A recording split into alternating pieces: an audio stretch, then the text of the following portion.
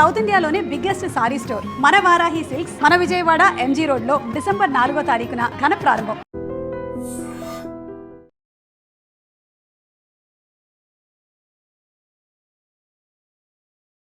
నేను ఉదయశ్రీ. ప్రెజెంట్ మనతో ఉన్నారు అడ్వకేట్ నాగేశ్వర్ పూజారి గారు. ఇటీవల రాజు వెడ్స్ రాంబాయ్ సినిమా ఆయన సమర్పించడం జరిగింది. అది హ్యూజ్ సక్సెస్ అయింది.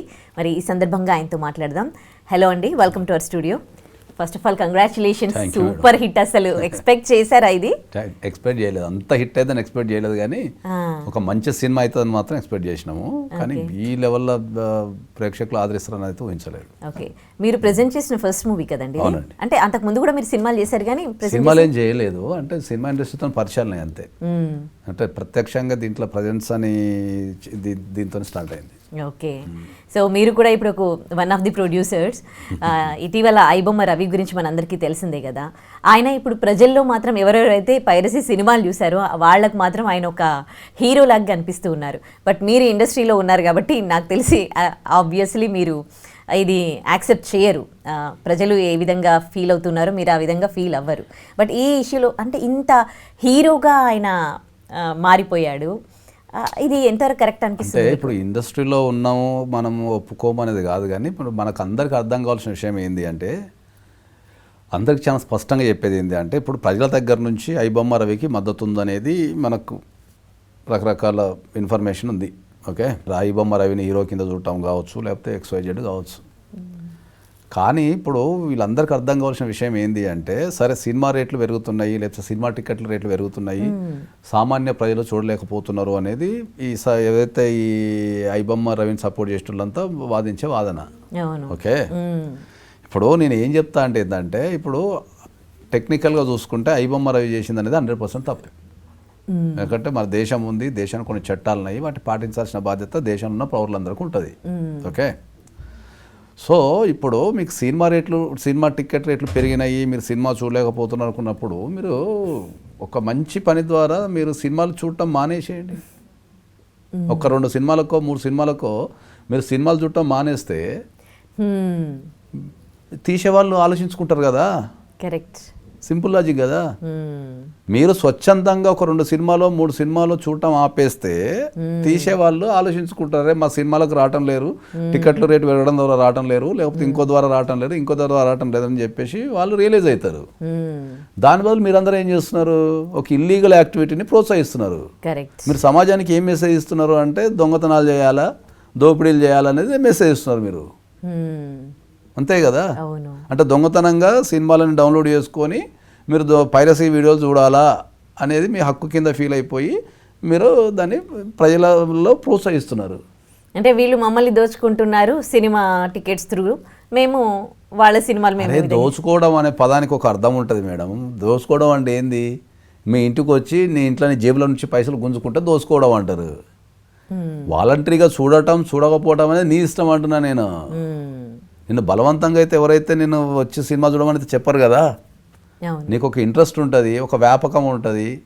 సినిమా అనేది అందరికి అవసరం.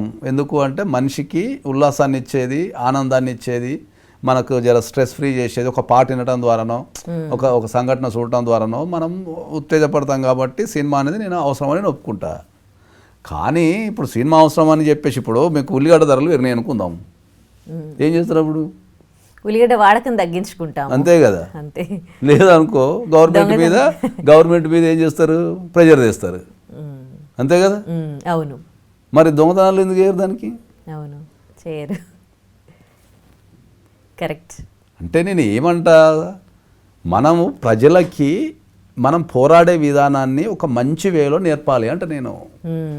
మీరు ఈ దొంగ సైట్ల నుంచి మీరు డౌన్లోడ్ చేసుకొని చూసి ఫ్రీగా చూసేసిన అనే ఆనందం పొందే బదులు మీరు ఒక 6 నెలలు సినిమాలు బ్యాన్ చేసేయండి. ఏమైతే మీ జీవితంలో పోరాటం ఒక 6 నెలలు సినిమాలు బంద్ చేయడం ద్వారా పోరాటం చేయలేరా? ఇప్పటివరకు ఎవరికి థాట్ రాలేదేమో నాకు తెలిసి. థాట్ ఏముంటుంది దానిలో?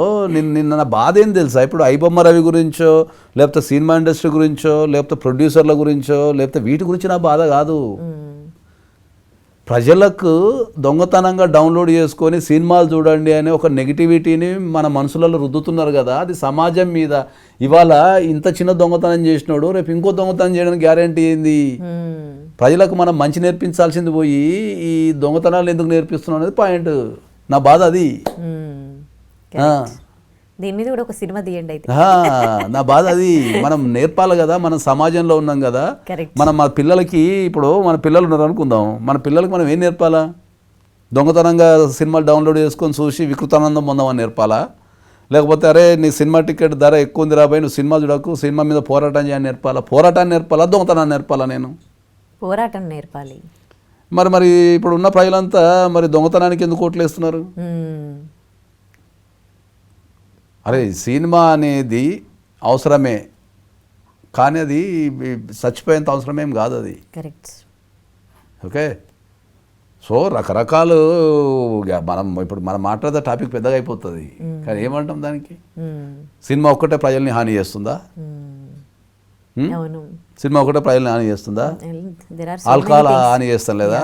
సిగరెట్స్ హాని చేస్తాం లేవా? గుట్కాలు హాని చేస్తాం లేవా? ఆల్కహాల్ రేట్ ఉంటే మరి ఇది తెల్లవాళ్ళు మరి మీరు బాటిల్లో 1000 రూపాయలు 2000 3000 ఉంటే కొనుక్కొని తాగుతున్నారే రోజు. ఆరోగ్యాన్ని ఖరాబ్ చేసుకొని ఆల్కహాల్ తాగి ఆరోగ్యాన్ని ఖరాబ్ చేసుకొని అది అది అది మీకు ఆనందాన్ని ఇస్తుంది, సపోర్ట్ కొడతారు, అందరిని ఎంకరేజ్ చేస్తారు. కానీ ఒక 2.5 గంటల సినిమాని ఒక ప్రజల మధ్యలో కూర్చొని ఒక 2.5 గంటలు థియేటర్ ఎక్స్పీరియన్స్ చేసినప్పుడు ఒక 500 300 టికెట్ రేట్ అంటున్నారు కదా. టికెట్ రేట్ ఎంత ఉంటుంది మేడం? 150. ఎంత ఉంటుంది నాకు తెలియక అడుగుతాను నేను జనరల్గా. ఫ్యాన్స్ ఇప్పుడు మనకు స్టార్ హీరోల టికెట్లు అయితే ఒక 1 days 2 days అవేమో ప్రీమియర్ షోలను అవేనో 1000 రూపాయలు 1500 ఏదో పెడుతున్నారు. అది క్రేజ్ ఉంటుంది కాబట్టి ఆ క్రేజ్ ఉన్న వాళ్ళు చూస్తారు. యావరేజ్ టికెట్ రేట్ ఎంత ఉంటుంది నాకు తెలిసి? ఇప్పుడు సినిమాలు ఎన్ని రిలీజ్ అవుతున్నాయి? ఒక తెలుగు సినిమాలు నాకు తెలిసి ఒక 300 సినిమాలు రిలీజ్ అవుతాయి ఇండస్ట్రీలో. చిన్న ఈ పెద్ద అని కలిపి ఇయర్లీ ఒక 300 సినిమాల వరకు యావరేజ్గా రిలీజ్ అవుతాయి. దాంట్లో పెద్ద సినిమాలు ఎన్ని ఉంటాయి? పెద్ద సినిమాలు నాకు తెలిసి ఒక 10 ఉంటాయి, 10కి మించి ఉండవు.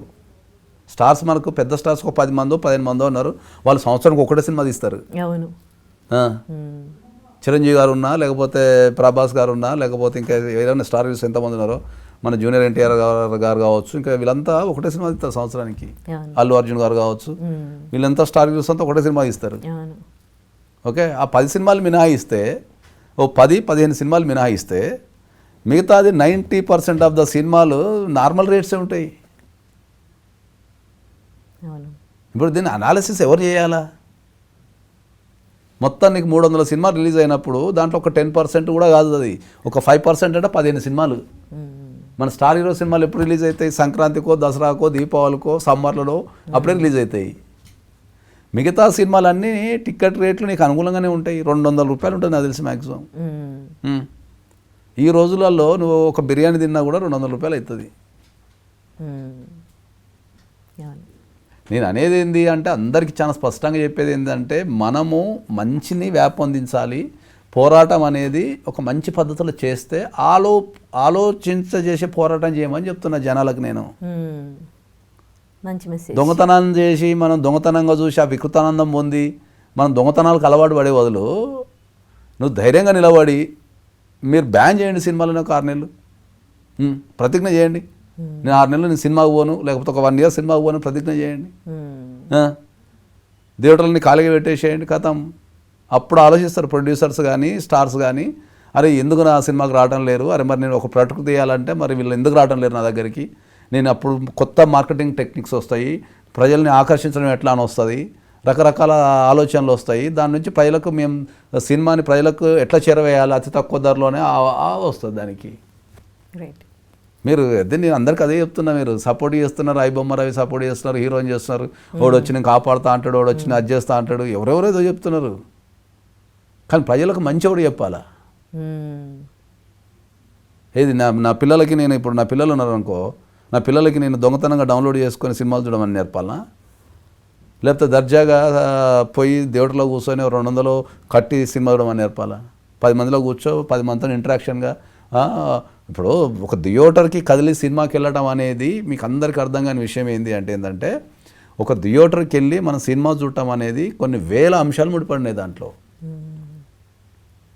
మేము ఒక సినిమా ఎవరన్నా ఒక ప్రొడ్యూసర్ ఒక సినిమా తీయాలి అంటే దగ్గర యావరేజ్గా ఒక 100 నుంచి 250 కుటుంబాలు బతుకుతాయి ఒక సినిమా మీద ప్రొడక్షన్లో. అర్థమైందా? ఇండైరెక్ట్గా ఇప్పుడు ఒక హీరో ఉంటే హీరోకి 10 మంది స్టాఫ్ ఉంటారు, హీరోయిన్ ఉంటే 10 మంది స్టాఫ్ ఉంటారు, ప్రొడక్షన్ హౌస్ ఉంటే స్టాఫ్ ఉంటారు. అట్లా ఒక 500 మంది దాకా డైరెక్ట్గా ఇండైరెక్ట్గా ఒక సినిమాకి ఒక 500 మంది కనెక్షన్ ఉంటారు. 500 కుటుంబాలు బతుకుతాయి. అదొక ఇండస్ట్రీ. అది థియేటర్ రిలీజ్ చేస్తే థియేటర్ స్టాఫ్ బతుకుతారు. ఓకే, తర్వాత ఇంకా XYZ చాలామంది డిస్ట్రిబ్యూటర్లు బతుకుతారు. అంతా అదొక మొత్తం ఆధారపడి ఉంటారు దానిపైన. మీరు అన్నది నేను ఎప్పుడు కూడా థియేటర్లో రేట్లు పెట్టి చూడండి అని చెప్తానులే. నేను పోరాటం అనేది మీరు నిరసన ద్వారా మీరు వ్యక్తపరచండి తప్ప డౌన్లోడ్ చేసుకునే వాళ్ళని ప్రోత్సహించకండి అని చెప్తున్నా నేను. కరెక్ట్, మంచి మెసేజ్. నువ్వు పోరాటం చెయ్యి, నువ్వు సినిమా ఇండస్ట్రీ మీద పోరాటం చెయ్యి, నీకు హక్కు ఉంది. ఎట్లా? నువ్వు నిరసన వ్యక్తం చెయ్యి, సినిమాని బ్యాన్ చెయ్యి, సినిమాకు పోకు. సినిమా తీసేటోళ్ళని నీ నిరసన ద్వారా, నీ పోరాటం ద్వారా, నీ మంచితనం ద్వారా నువ్వు దాన్ని ఆలోచింపజేయంటున్నా నేను. అంతేగాని మనం ఇంట్లో కూర్చొని మొబైల్ ఫోన్లో అన్ని డౌన్లోడ్ చేసేసుకొని చూస్తే కూడా ఏం మజా రాదా? ఫోన్లో చూస్తే కూడా కాదు.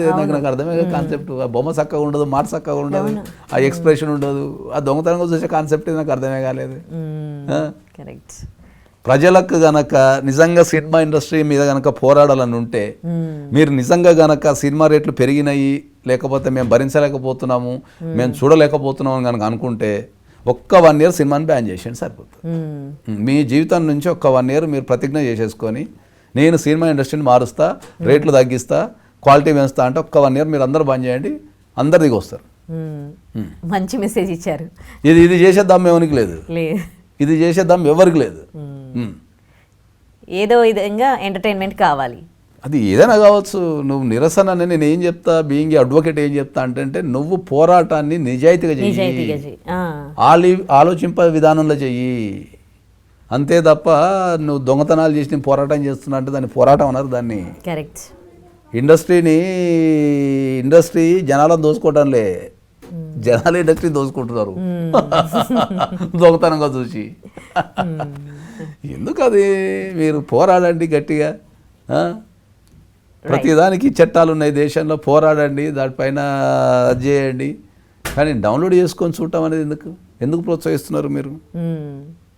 ఇవాళ ఈ చిన్న దొంగతనాలు అందరికి అలవాటు అయితే ఇంకా పెద్ద దొంగతనాలు చేయాలనిపిస్తుంది. కరెక్ట్. ఇది చిన్న తప్పుగా కన్సిడర్ చేసి ఏముందిలే అని అనుకుంటారు. తప్పది. నేను ప్రజలందరికీ చెప్పేది ఏంటి అంటే, మీకు సినిమా ఇండస్ట్రీ మీద కనుక ఏమైనా కంప్లైంట్స్ ఉంటే న్యాయపరంగా పోరాడండి, నిరసన వ్యక్తం చేయండి, ఒక ఉద్యమాన్ని తీసుకురండి తప్ప మనము నేరాలు చేసిన వ్యక్తులను ప్రోత్సహించదని చెప్తాను ఎప్పటికీ. రైట్, మంచి మెసేజ్ ఇచ్చారు. థ్యాంక్ యూ అండి. And for more videos, Please subscribe to iDream. Please subscribe to iDream. Please subscribe iDream. And please subscribe to iDream. For more videos, subscribe to iDream.